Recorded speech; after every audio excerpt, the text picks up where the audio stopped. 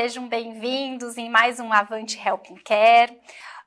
Hoje nós vamos tratar de um tema super relevante, que é a oncologia moderna, o papel da nutrição para o cuidado integral, com a nutricionista Simone Kikuchi e a doutora Ana Beatriz Tomaso.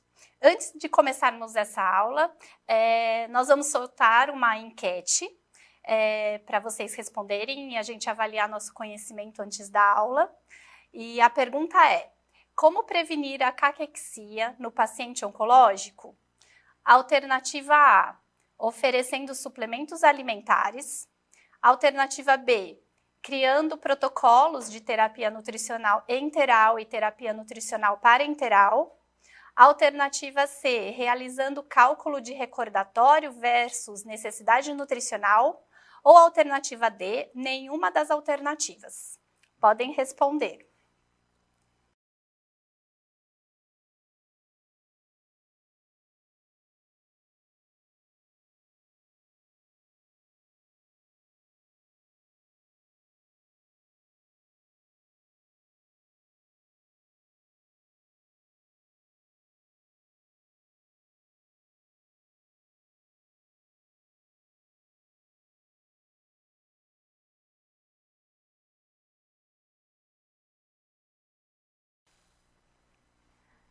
Bom, tivemos muitas respostas dos nossos conectados.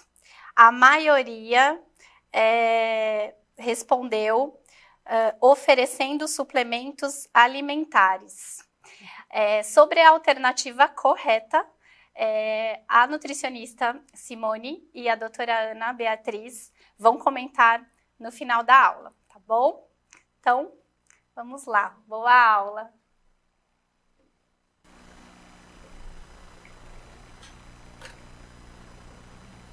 É um tema super relevante mesmo, falar sobre a nutrição moderna, né? Nesse papel moderno da atuação da Nutri. Então, não dá pra gente falar sobre nutrição moderna e cuidado nutricional sem a gente pensar na experiência do paciente hoje em dia. É um tema extremamente relevante, as instituições de saúde estão se adaptando a atender essa demanda, né? Essa figura que vocês veem aí no nosso slide, ele é do Barrow Institute, que tem os 9 pilares que tem a ver com essa experiência do paciente. Lembrando que essa experiência não é satisfação. É o que ele vê e o valor que ele dá ao serviço prestado. Não se está satisfeito ou não com o que você presta. É um foco muito mais no paciente do que no que a equipe quer fazer. Vamos dizer assim, que é algo que os paliativos já falam para a gente lá atrás, né? De focar na necessidade do paciente, daquele indivíduo, trazer para a realidade dele e cada vez mais a gente personalizar o nosso cuidado. Aqui eu coloquei essa figura porque, né, a gente se prepara para tanta coisa na vida, se prepara para o corpo do verão, né, meu verão tá chegando, vou me preparar para uma maratona, para uma corrida de obstáculo. E quem se prepara ou prepara o paciente para o tratamento oncológico? Lembrando que esse tratamento oncológico, ele tem diversas fases, é uma jornada longa, geralmente. Começa com uma cirurgia ou com uma químio e vai transitando por diversos momentos, diversas fases. Cabe a nós, na nutrição moderna, prevenir que ele perca peso, que ele tenha uma caquexia e garantir que ele vai estar no melhor estado nutricional em qualquer fase desse tratamento, tá? Agora a gente vai discutir os casos. Eu vou começar aqui te apresentando um caso, Simone, e aí a gente discute juntas. Perfeito. Né? Esse caso é de um indivíduo, um paciente chamado João, de 59 anos, então jovem, né? Eu que sou geriatra, ele é uma criança. E tem um diagnóstico de uma neoplasia de pâncreas, um adenocarcinoma ductal de cabeça de pâncreas, né? Num estadio T2N2. Já tem sinais clínicos robustos com icterícia relatada há 12 dias e apresenta inapetência há 2 dias, desconforto abdominal, intolerância a alimentos gordurosos, sendo muito característico da doença de base, né? Exatamente. É um paciente tabagista e diabético de base e atualmente ele é um paciente pré-cirúrgico para uma cirurgia que é avassaladora, é super robusta, que está programada para daqui 10 dias, né? Como os dados antropométricos, a gente tem um indivíduo de 1,68 metros de altura, com um peso aferido em torno de 72,5 quilos, e ele nos conta um peso habitual de 73. Então, parece que, pelo menos por agora, parece que tá tudo bem, não né? houve grandes perdas, né?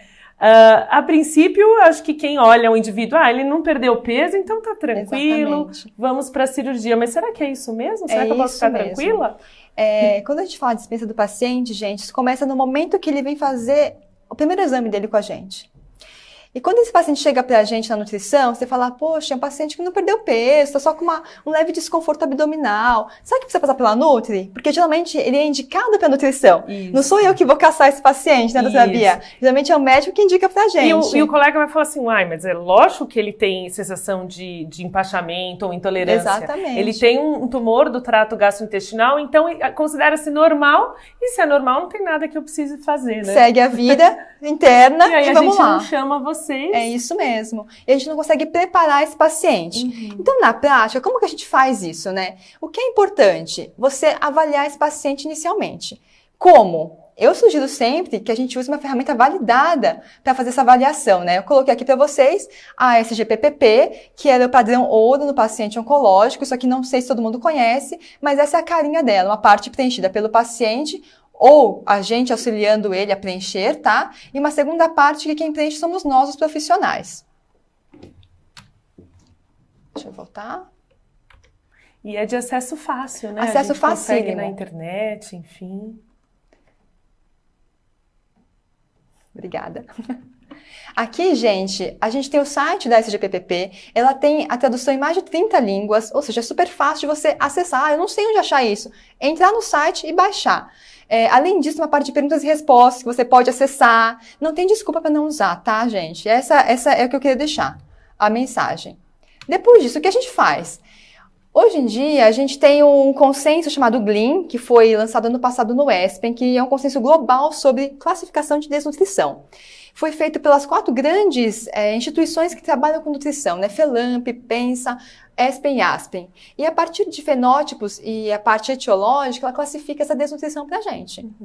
Se o paciente tem um critério etiológico e fenotípico, ele já é classificado como um desnutrido. Tem que ser essa, Simone? Não, gente. Tem que ser o que se adapta ao seu serviço. É que a validada tem a vantagem de que você pega os seus dados e compara com outros serviços.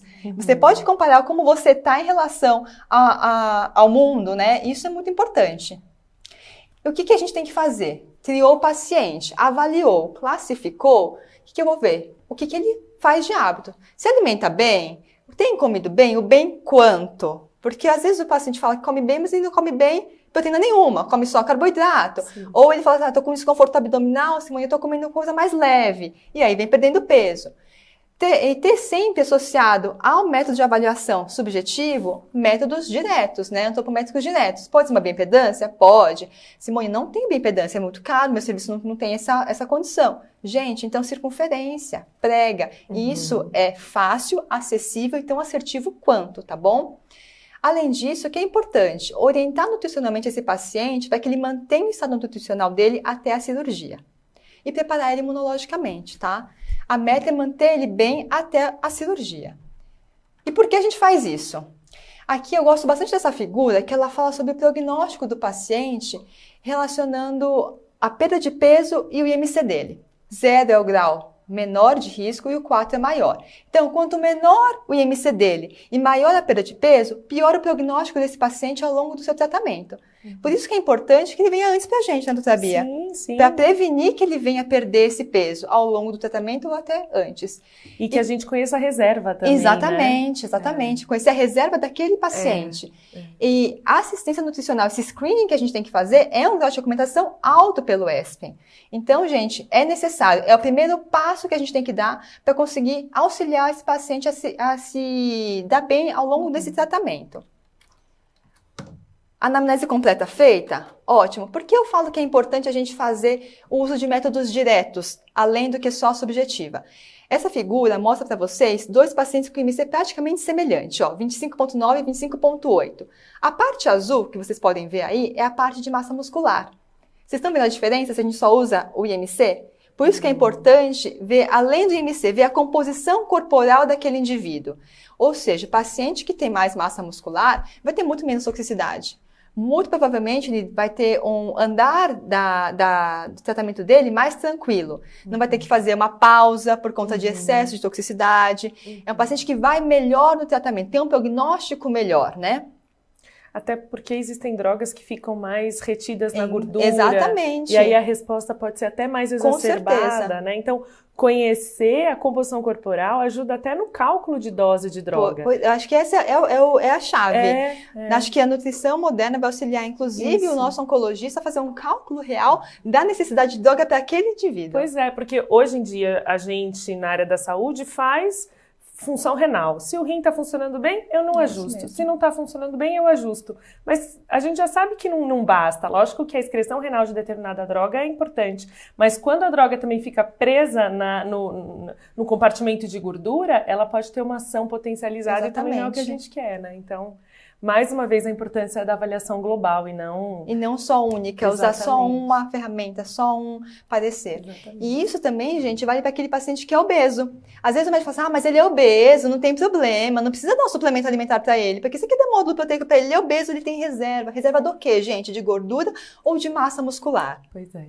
É o obeso sarcopênico. Então, a gente tem que ter esse olhar para esse paciente oncológico, tá? Corre o risco do colega pedir para o paciente emagrecer. E aí ele vai perder mais músculo exatamente. E vai manter a gordura numa fase crítica onde o músculo vale diamante. Exatamente. E mesmo as pacientes, principalmente de mama, né? Já que eu tô perdendo peso, até melhor para mim. Não é melhor para você. Geralmente essas perdas muito abruptas não são de gordura, são de massa muscular, gente. Então, tá sendo pior, na verdade. Quem perde peso rápido, perde músculo. Exatamente. E aqui, o que é importante também, a gente tem um olhar na funcionalidade desse paciente, na qualidade do músculo, né? Eu coloquei aqui, como exemplo da Exop, que ele fala sobre o hand grip, que é a força de tensão palmar, que também é outra ferramenta que não é cara, né? É acessível também, e também dá pra gente um grande prognóstico de como esse paciente vai cursar ao longo do tratamento dele. Além disso, tem outras ferramentas de funcionalidade, por exemplo, o sentar e levantar, a marcha, né? Lembrando que o paciente oncológico, às vezes, tem risco de queda. Então, a gente tem que estar acompanhada com alguém para poder fazer essa marcha com segurança com o paciente, tá? A gente pode fazer circunferência de panturrilha para o paciente oncológico? Também deve, somente se for idoso. Pronto. Eu ia perguntar mesmo porque os estudos foram feitos para a população idosa, mesmo, né? É isso mesmo. Mas, às vezes, eventualmente, se for o caso, se a gente não tiver uma força de tensão palmar, é uma medida que... a mais que pode auxiliar no tratamento. Então, fizemos as medidas, avaliamos a composição desse nosso paciente e fazemos o quê? O preparo imunológico, né, gente? Já é muito claro, muito estudado, muito comprovado o benefício do preparo imunológico para os pacientes, principalmente TGI alto. Por quê? Reduz tempo de internação, cicatrização de feridas é melhor, reduz infecção, mortalidade e o custo para a instituição. Então, é claro que, assim, é mais do que benéfico, né? Não só no pré, mas também no pós, se a dieta do paciente permitir, tá bom? Isso aqui é um grau de classificação super alto, segundo o ESPEN também. E a gente também sabe que hoje o grau de recomendação é mais voltado para o paciente TGI alto. Porém, há estudos já em cabeça e pescoço, tumores ginecológicos, tumores em ortopedia, que também já vê o benefício do uso da imunonutrição para esses pacientes, tá? E no nosso caso, vale lembrar também que o nosso paciente era tabagista, né? Então, ele já também tem uma inflamação exacerbada. Então, vai fazer muito bom uso de uma dieta imunomoduladora. E segundo o INCA, a gente também tem uma recomendação de uso desse imunomodulador. Muito bom, muito bom. Agora vamos para um outro contexto, Simone. Uma paciente idosa, 63 anos, para mim continua jovem, professora aposentada, com uma neoplasia, um carcinoma espinocelular de região de orofaringe, né, de laringe supraglótica, num estadio T3N0M0, um tumor localizado. Exatamente. Apesar de ser bastante robusto, localizado. Ela tem como antecedente pressão alta e um histórico de depressão. A queixa atual da Márcia, a nossa paciente, é inapetência, constipação, obstipação e sensação de cansaço, de fadiga. O tratamento atual é com uma linha de quimioterapia específica e radioterapia também. E o peso aferido foi de 55 quilos, sendo que o habitual dela era 64. Uma senhora com 1,65 de altura. Aqui um contexto diferente porque houve uma perda de peso robusta e a gente pode inferir que potencialmente rápida. Com certeza. O que a gente faz de diferente aqui nesse caso? Vocês viram, né? A gente teve a oportunidade já de tratar um paciente no pré-cirúrgico dele, preparar ele melhor para chegar para uma quimioterapia depois, mais saudável, mais nutrido, com a massa muscular mais preservada. Já a dona Márcia, infelizmente, chegou para a gente já com uma perda maior, né? Até porque o paciente que às vezes vai tendo alteração de deglutição e inapetência, vai tendo isso de forma que ela vai adaptando. E no adaptar, vai perdendo peso junto.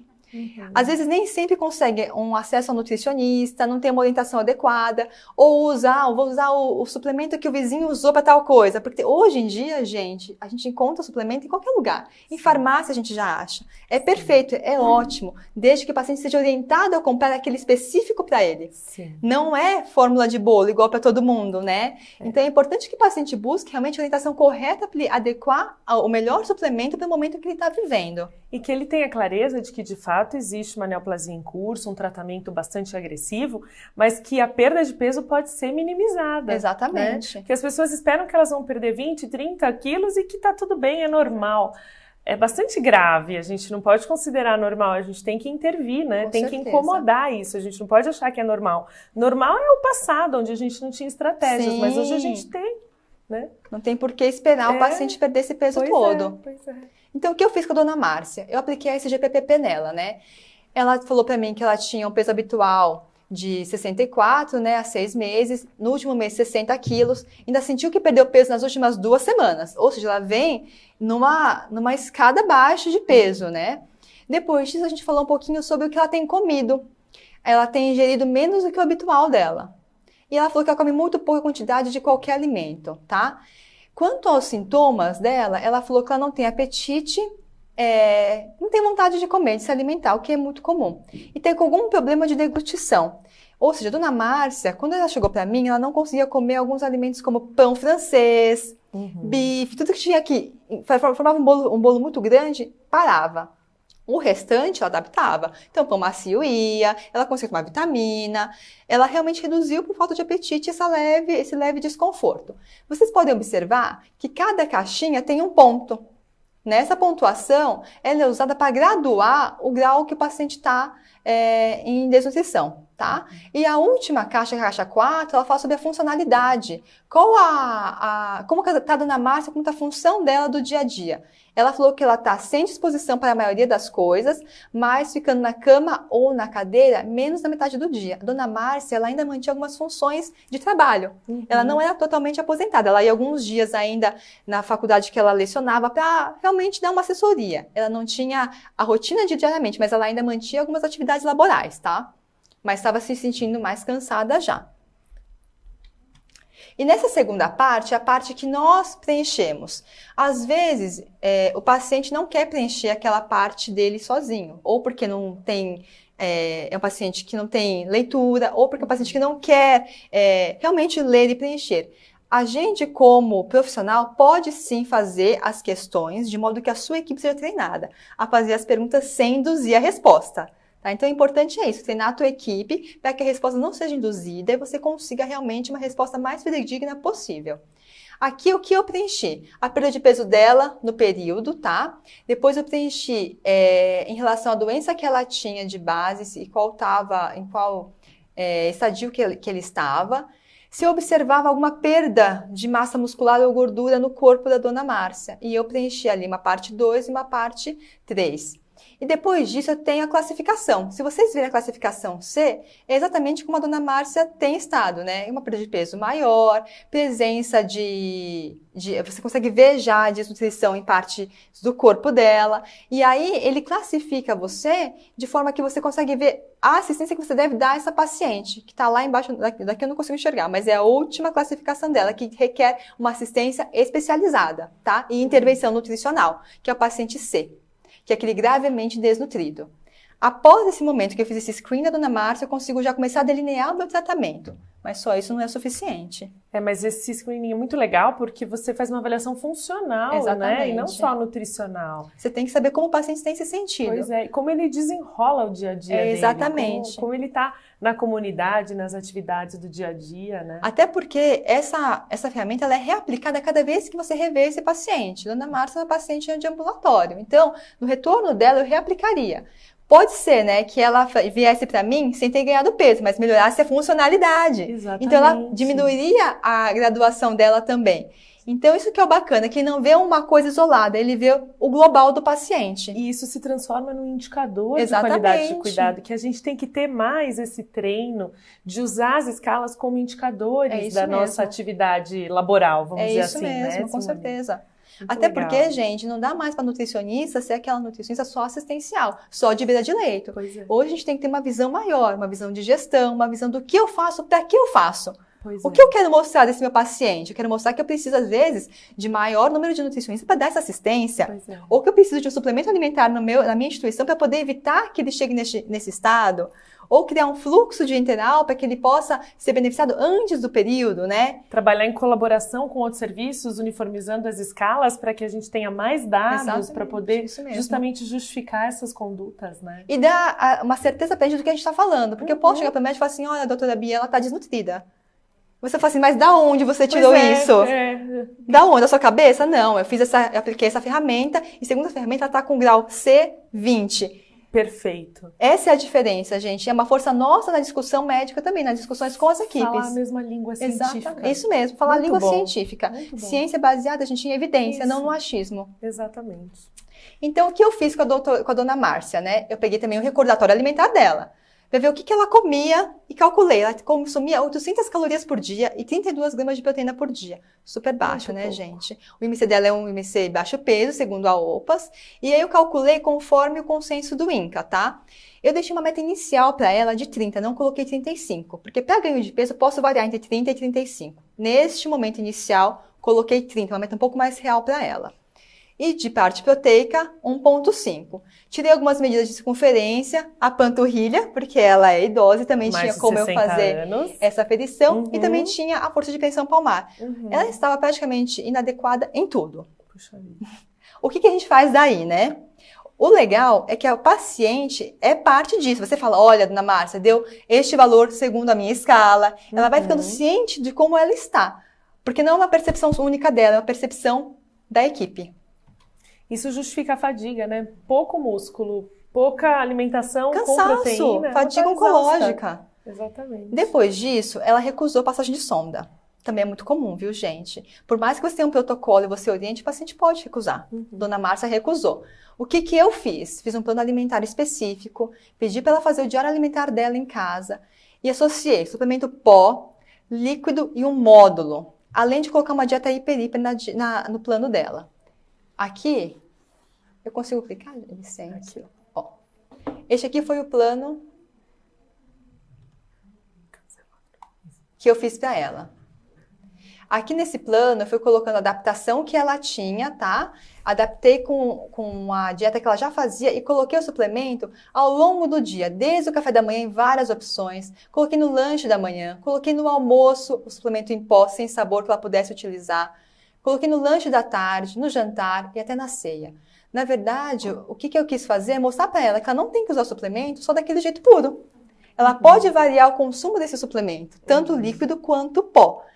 Dificílimo, até porque a minha meta de suplemento para ela é uma meta alta. Uma unidade de 2 calorias por ml, 6 medidas de módulo proteico, uma dose completa do suplemento pó. Porque às vezes o suplemento pó, eles usam uma colher de sopa, não usam a dose completa. Pois é. Aí não faz o benefício que o produto está disposto a fazer. Eu brinco que é como a gente dá remédio para febre, que você tem que dar 40 gotas, você dá 2 gotas. O remédio até dá certo, mas a dose... Não e aí dá. A gente fala, puxa, mas não funcionou. Mas não é a dose adequada. É isso mesmo. Né? É isso mesmo. Então, só com suplemento alimentar, eu ofereci para a dona Márcia quase 700 calorias, que equivaliam a 42% da necessidade dela, e 64 gramas de proteína, que equivaliam a 74%, 75% da necessidade dela.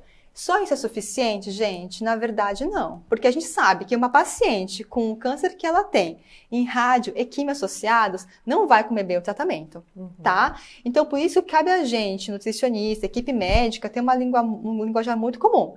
O que é importante, eu como nutricionista, atendi a minha paciente, ligar para o médico dela, ou oncologista, ou cirurgião, doutor, ou radioterapeuta, doutor, paciente Márcia passou comigo, ela recusa a passagem de sonda neste momento, ela precisa de tantas calorias, ela só está comendo tantas calorias, o que eu fiz, né? associei os módulos, mas eu quero que ela retorne em uma semana. Não vou deixar ela daqui um mês retornar para eu ver como ela está, senão não adianta nada. A mesma coisa no nosso outro caso. O meu paciente tem que ter uma linguagem e uma conversa muito clara. Minha nutricionista com o cirurgião dele, para ele saber o que eu estou orientando também. Então, essa conversa multiprofissional, gente, ela é essencial, tá?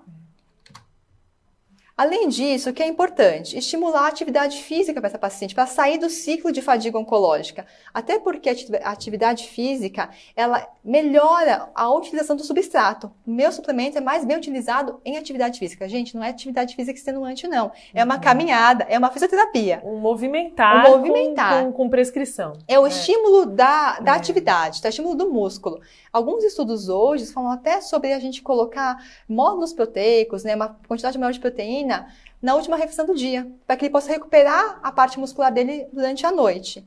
E isso também é um grau de recomendação alto, segundo o ESPEN, de que a gente deve sim estimular a atividade física para o paciente ter o melhor uso do substrato e manter realmente a parte muscular dele, tá?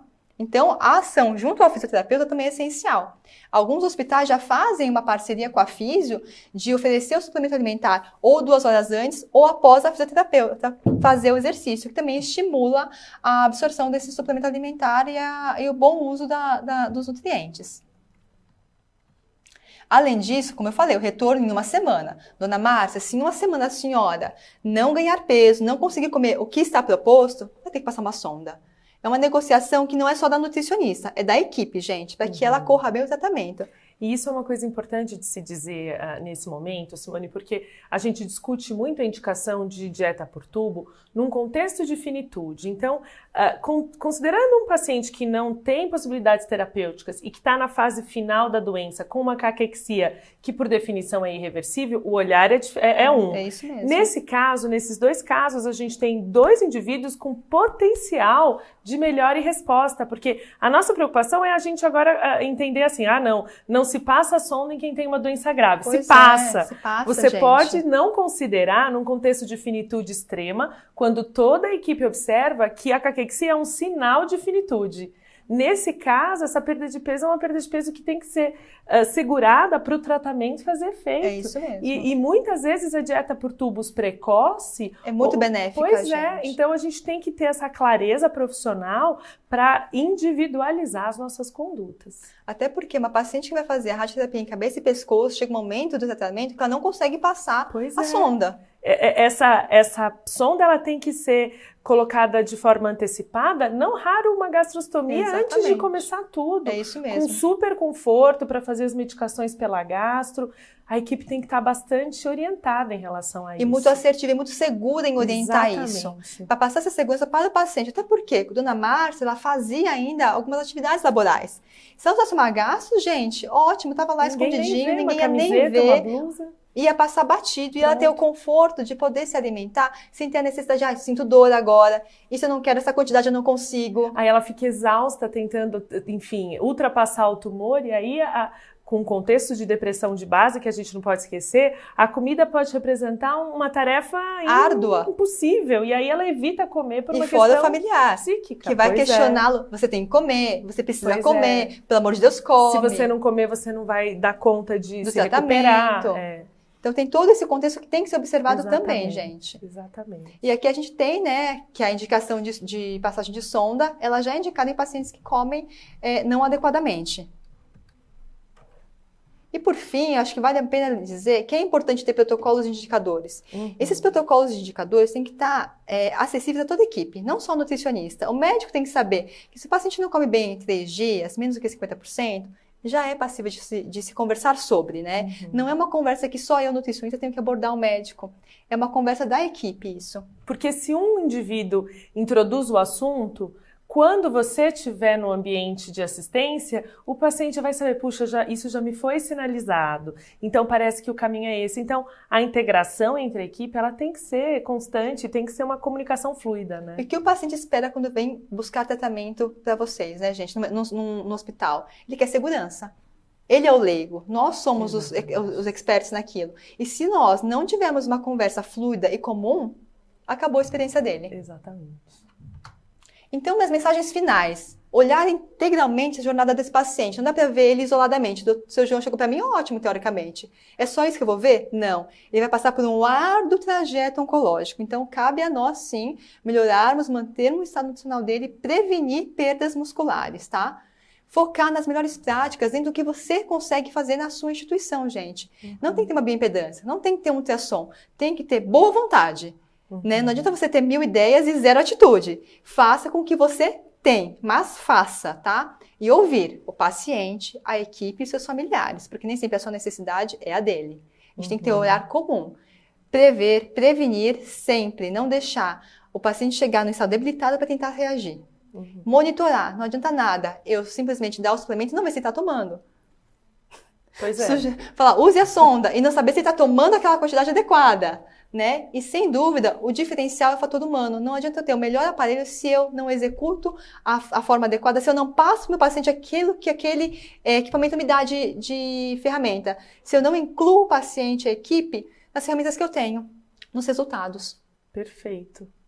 É o cuidado integral. É o cuidado integral. Não tem outro nome, Não né? tem outro nome, gente. E aí a gente tem que estudar muito, por isso que nós estamos aqui, Estudar, né? conversar muito, discutir bastante, né? Ter rodas de conversa com a equipe médica, fazer ronda com a equipe médica, com a equipe de enfermagem junto, com a fono, envolver a equipe, com a físio, criar protocolos multiprofissionais, gente. É assim que a gente cresce, ainda mais o paciente oncológico que tem tantas facetas que precisam ser lapidadas. Perfeito, muito bom. Aqui tem meu contato, para quem tiver dúvida, quiser conversar com a gente ainda um pouco mais, fica aí. Pronto. Bem, Simone, doutora Bia, muito obrigada. Que gostoso essa conversa de atualização científica, dá vontade de ficar aqui ouvindo horas e horas.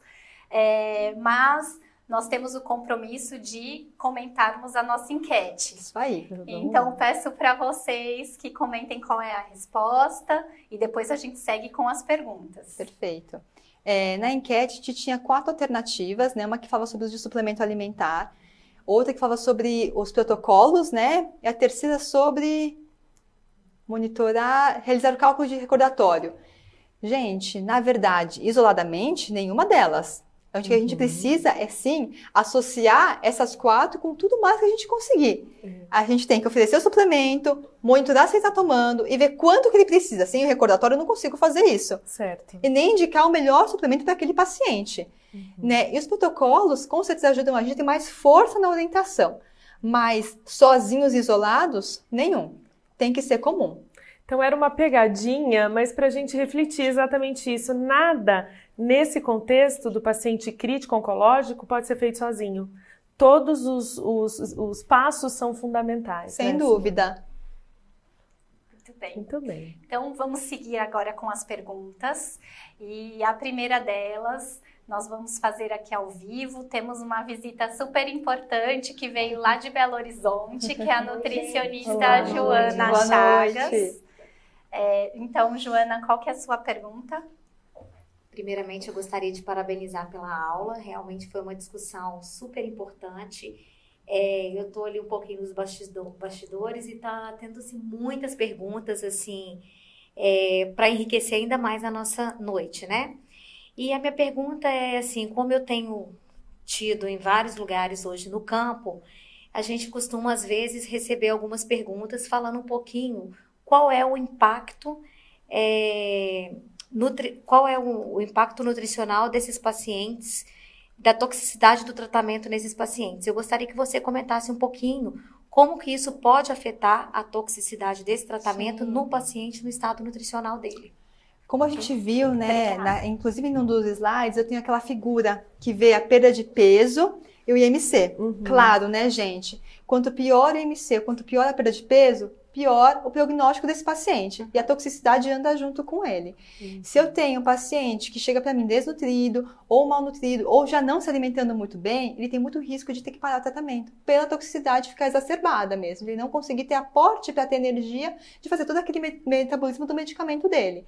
E além disso, na composição corporal. Por isso que cabe a nós tentarmos ajustar essa composição corporal dele, né, e prevenir a perda de massa muscular, até porque, como a doutora Bia falou, algumas drogas realmente ficam mais na parte de gordura retidas, e como a gente tem a químio que ela é dose cumulativa, cada vez mais ela vai ficando um pouquinho. Se eu tenho menos massa muscular para metabolizar tudo isso, lá ela permanece, né? E aí, às vezes, o paciente tem que parar o tratamento, se recuperar um pouco. Aí pede, às vezes, 1, 2 ciclos para recomeçar, recuperar um pouco o fôlego da alimentação e do estado funcional dele, para depois prosseguir. Então, é inteiramente ligado.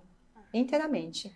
E lembrar que a gente faz uma avaliação funcional também, né? Então, a gente usa escalas, como, por exemplo, o Karnofsky, e a gente observa o quão funcional aquele indivíduo está. Se ele está muito fragilizado, e essa fragilidade, em geral, é a fragilidade física nesse contexto, não há nem indicação de começar um tratamento, porque se o tratamento vai fragilizá-lo ainda mais e ele não tem reserva, então ele precisa ganhar reservas para começar o tratamento. Então, de novo, as dietas por tubo e o preparo imunológico, eles muitas vezes têm que acontecer antes do tratamento. A gente tem que ter essa clareza. É aquele preparo mesmo, né? É se preparar para o tratamento oncológico, Exatamente. gente. É se munir de nutrientes, de orientação, de uma boa equipe para poder te auxiliar nesse período. Exatamente. Até aproveitando que vocês comentaram bastante durante a aula sobre essa questão de é importante preparar o paciente, né? Ele vai enfrentar uma grande jornada, né? E a importância da nutrição no diagnóstico, né? No início do tratamento. Então, como que a gente pode mobilizar nós, profissionais de saúde? O que nós podemos fazer? Quais as nossas atitudes para que isso seja, que isso aconteça com mais frequência? Porque nem sempre esse paciente chega no início para o cuidado nutricional, né? Então, o que vocês poderiam aconselhar nesse sentido? Eu acho que é importantíssimo que quem trabalha em uma instituição de saúde, uma clínica, um hospital, tenha um indicador, um monitoramento, né? O paciente oncológico tem que ser visto até que sessão de quimioterapia. O paciente internado tem que ser visto em quantas horas da internação. Isso já é um começo, porque você exige que esse paciente seja visto de alguma forma. A triagem pode ser feita pela enfermagem, mas nutricionalmente é nossa, gente. É da nutrição, tá? É você que tem que classificar. Então, eu acho que é um começo, você ter um indicador mesmo, para você monitorar. Estou conseguindo ver esse paciente no tempo que eu gostaria? Em tantas sessões de rádio, em tantas de químio, até tantas horas do início dele ter chegado no hospital? E a partir daí, realmente, você verificar se o seu corpo clínico tem essa robustez para atender essa necessidade e o preço que isso tem, né? Porque não ver o paciente no tempo adequado, a gente tem um preço muito alto. Para a instituição, para o paciente e para a gente que fica realmente inconsolável de não conseguir dar a atenção que esse paciente merece. O olhar é esse, protocolos. Protocolos. Se a instituição tem protocolos, você necessariamente vai pedir uma avaliação. Quando a gente vai fazer uma cirurgia, os colegas não pedem uma avaliação do cardiologista antes de ir para o centro cirúrgico? Por que não pode, então, ter um protocolo de avaliação nutricional e de status performance antes de começar o tratamento? Protocolos, e a equipe toda tem que entender a importância disso. É isso mesmo. Muito bem, perfeito. Bom, temos uma outra pergunta aqui da Nayara de Goiânia. Na prática clínica de vocês, quais os benefícios da imunomodulação observada em pacientes oncológicos inflamados? Nossa, é muito benéfico, né? O que a gente só pede para observar é a tolerância desse paciente, porque o suplemento que tem imunomodulador, ele tem um sabor específico. O paciente que tem tendência a enjoar, sente mais náusea, você tem que mudar o modo de você apresentar esse suplemento para ele. É um paciente já totalmente inflamado, gente. O paciente com câncer, ele já tem produção de citoquinas pró-inflamatórias naturalmente. É da doença. Então, a gente auxiliar esse controle com o imunomodulador é ótimo, só que varie como ele vai consumir. Não dá para ele consumir todos os dias a caixinha pronta. Você tem que dar um dia como sorvete, um dia batido com uma fruta, um dia fazer uma preparação diferente, porque senão ele enjoa, tá? E eu acho que vale sim a gente ter uma noção, a nutricionista, de técnica dietética para orientar isso. Perfeito. Você não é cozinheira, mas você tem que ter o mínimo de noção dietética para poder orientar que ele faça um manejo de como ele vai servir isso. Pode ser em forma de gelinho, por exemplo. Se não for um paciente que usa oxaliplatina, que tem uma certa intolerância com alimento muito gelado, ele pode usar como gelinho, pode fazer um sorbet, ele pode bater com frutas, mas cabe a você orientar, ele não vai fazer isso sozinho. E tem uma dica preciosa, experimentem, porque a gente prescreve sem experimentar e aí não sabe o sabor. Quando a gente vai lá e prova, faz toda a diferença. Toda a diferença. E provem nas receitas, gente, não provem só puro. Provem de todas as maneiras que vocês orientam para os seus pacientes, para você ter uma noção de como é que ele vai reagir realmente consumindo aquilo. Muito bem. Olha, vocês estão recebendo vários elogios aqui. Só tem parabéns pela aula, excelente aula. A Bianca Merida parabeniza vocês. Ela comenta: gostei da integração das profissionais, mostrando da importância do trabalho transdisciplinar. É isso aí. A Juliana Garcia também manda parabéns. Estou amando a aula. Manda um beijo para a equipe da MTN do Hospital Infantil Darcy Vargas. Um beijo para vocês. Obrigada pela participação. E aproveitando ainda nosso tempo, mais uma pergunta da Adriane da Silva Carvalho. Ela é de Porto Alegre. E a dúvida, ela relata: a minha dúvida seria em relação à suplementação em todos os casos de neoplasias. É recomendada a suplementação, mesmo em pacientes com IMC adequado, sobrepeso, obesidade? Se sim, o suplemento que abrange um maior número de pacientes seria a base de proteínas? E eu aproveito só para fazer mais um gancho aqui nessa pergunta. Vocês também relataram sobre a importância da estratégia nutricional nos pacientes com CA de mama, né? Então, qual seria a melhor estratégia nutricional nesse perfil de pacientes, visto que a gente tem um número bastante alto? E crescente, né? né? Exato. Eu vou só responder antes do CA de mama, e aí eu vou deixar a Simone complementar tudo, porque ela é especialista. Mas o CA de mama, a gente atende mulheres, né? Existe câncer de mama em homem, mas é uma minoria. E não é um câncer que promove grande consumo de energia, de perda de peso. Então, essas mulheres, quando perdem peso, acabam achando bom. Falam: ai, que bom, olha, pelo menos eu tô emagrecendo. E é uma loucura. Então, assim, eu como médica fico em pânico, e agora eu quero passar para Simone, que eu quero que você diga isso. Não é uma doença que consome, mas perde peso. E as pessoas comemoram essa perda de peso, que é uma maluquice, e deixam de pedir ajuda. É isso mesmo, elas perdem peso e perdem a massa muscular. Pois é. Né? E mantém a gordura. A paciente de mama, gente, é uma paciente que a gente tem um cuidado muito grande de manter o peso saudável dela. Até porque a paciente que tem um peso acima do normal, ela tem até mais risco de ter uma recidiva. Então, a paciente merece atenção nutricional, você tem que dar esse acompanhamento para ela, manutenção de peso saudável e manutenção das suas reservas proteicas, massa muscular. Tá? Não é o momento de você perder peso alucinadamente, até porque ninguém perde peso assim no momento de tratamento oncológico de modo saudável. Pois é. Não existe perda de peso saudável por definição, abrupta. Né? Nesse contexto. Não existe. Então, cabe a nós orientarmos o paciente e mostrar para ele: olha, essa perda de peso é mascarada.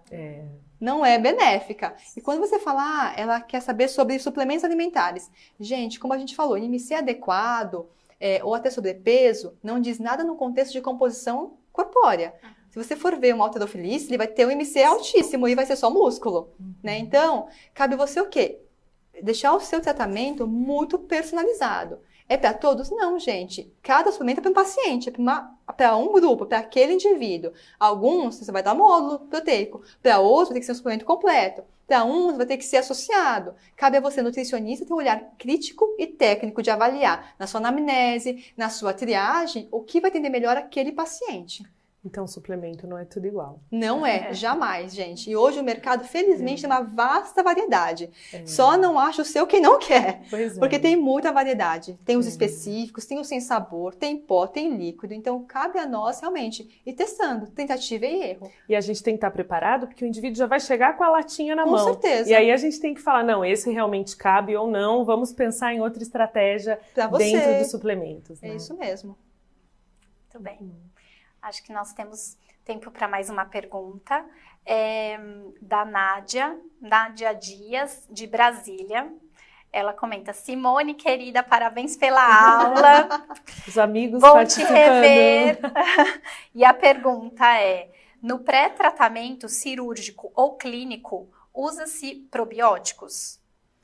Olha, eu acho que depende muito do seu paciente. Nádia, primeiro um beijo para você. A Nádia faz um trabalho lindo em Brasília. Vale a pena a gente ressaltar isso.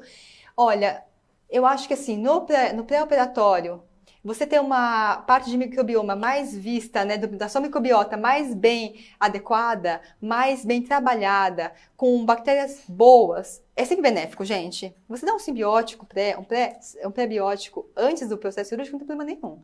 Desde que o paciente não tenha uma imunidade baixa. Eu acho que vale ter este olhar. Se a imunidade dele não é baixa, por que não? Não tem problema nenhum. Até porque ele vai estar com... A gente sabe que hoje o intestino é um órgão à parte, que tem associação com imunidade também, né? Então é válido sim, Nádia. Ótima alternativa sua também. Muito bom. Obrigada mais uma vez. Vamos para a última pergunta. Agora é a última mesmo. Da Daniele Isaac, de Birigui. Ela pergunta: como lidar com a inapetência do paciente em radioterapia em ciática de pescoço, sem restrição de dieta, porém refere gosto de alumínio na boca para todos os alimentos? Super comum. É um desafio, porque é o controle de sintomas que precisa estar impecável para daí partir para essa segunda etapa. É isso mesmo, gente. E como a gente falou, né? É um paciente que teria já uma indicação para passagem de sonda, né? Potencialmente. Caso ele não teve, a nós, nutricionistas, cabe o quê? O que a gente, no geral, orienta? Não usar talher de metal, até usar o de plástico ou silicone para não ter o gosto metálico na boca. Evitar carnes vermelhas, ou deixar essa carne sempre marinando no molho cítrico para melhorar a palatabilidade. Mesmo a água é muito comum eles reclamarem de sabor metálico, né? Usar uma água aromatizada, gente. Isso não é caro, é um limão, é uma casca de laranja, é um pau de canela, tá? E fracionar. É um paciente que não vai conseguir consumir grandes volumes, não. Você vai ter que fracionar, às vezes, 6, 7 refeições por dia. Deixar elas menores, mais calóricas, mais proteicas, para que ele possa, de alguma forma, manter o estado nutricional dele. E discutir com a equipe se não vale a pena pensar numa sonda. E, eventualmente, associar o controle medicamentoso para tentar ajuste de apetite, controle de sintomas, se a náusea estiver associada, se a sensação de empachamento, se a sensação de fadiga. É um desafio, a gente tem poucas estratégias medicamentosas, mas nesse contexto vale a pena discutir com a equipe de forma inter e transdisciplinar. Isso aí. Muito bem. Bom, eu gostaria então de agradecer mais uma vez a Simone, a doutora Ana Beatriz. Foi uma discussão excelente, maravilhosa. Como eu disse, dá vontade de continuar aqui conversando e aprendendo com vocês. Quero agradecer todos vocês que estiveram conectados aqui conosco nessa volta do Avante Helping Care e esperamos vocês no próximo.